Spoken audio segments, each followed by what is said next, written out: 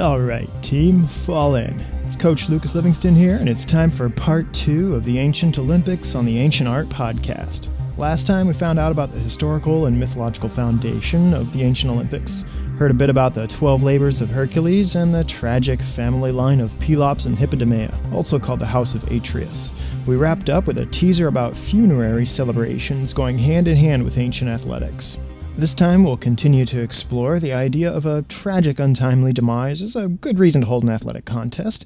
We'll take a close look at some very early Greek artwork dated to about the time of the foundation of the Olympic Games, which may suggest chariot racing, and then we'll try to get a grip, so to speak, on the whole idea of nudity in the ancient games. So stand up, put on your beer hats, and paint your faces, 'cause it's game on.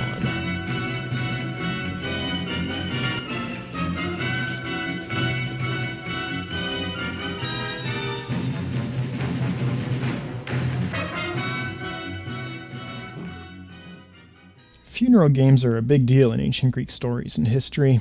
Many of the foundation myths of the more famous Greek games are centered around honoring some tragic death. The Pythian games at Delphi are said to have begun to pay honor to the nymph Daphne, who was transformed into a laurel tree to escape the amorous clutches of the god Apollo.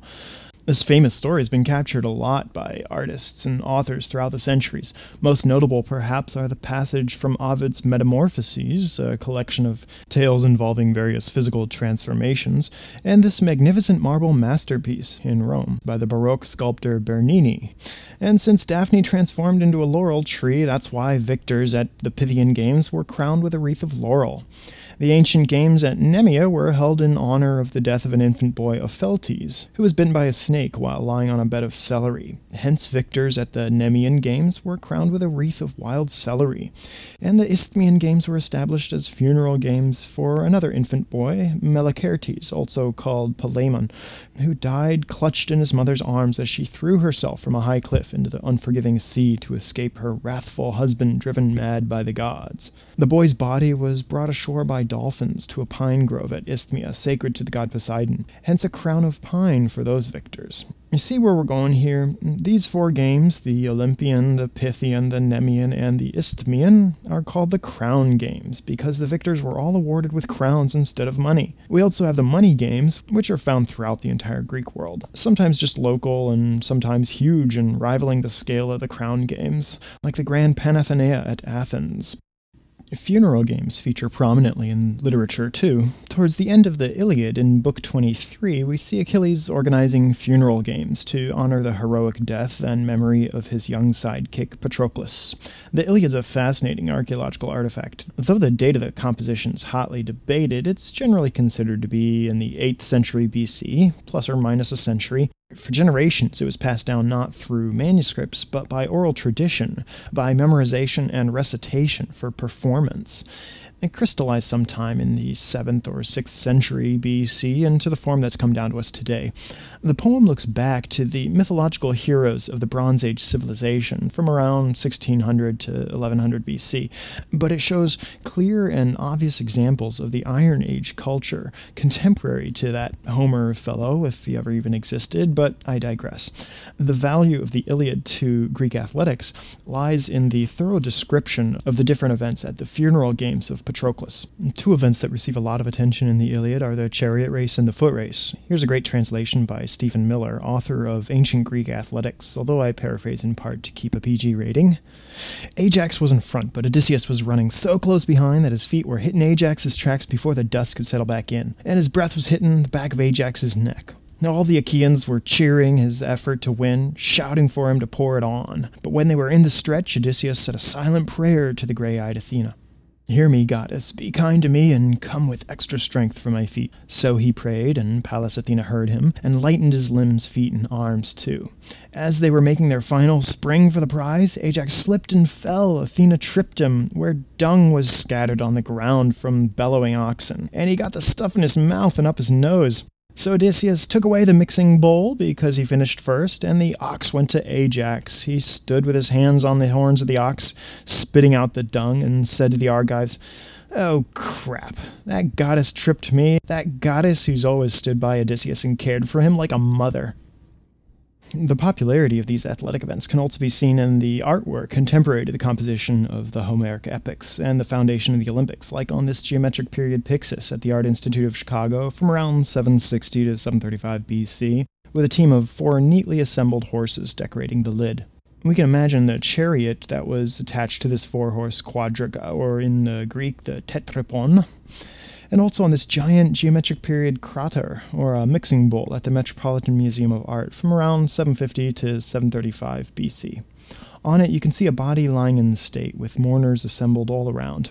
And on the lower register, alternating depictions of charioteers and soldiers race along. Note that this vessel comes from nearly 400 years after the Bronze Age, but the figures on foot carry the trademark Bronze Age-style figure-8 shields from centuries earlier. So, just as rhapsodes singing the Iliad and Odyssey are looking back to the mythic heroes of Mycenae, so too are the artists of this time as they decorate the geometric-style vases. Charioteers and runners continue to be the favored athletic subjects of Greek vase painting throughout the classical and Hellenistic periods. Athletic events at the Greek games can be broken up into 2 basic categories, the gymnikos agon and hippikos agon. Agon basically means a game, contest, or an athletic event. It's the Greek word from which we get agony.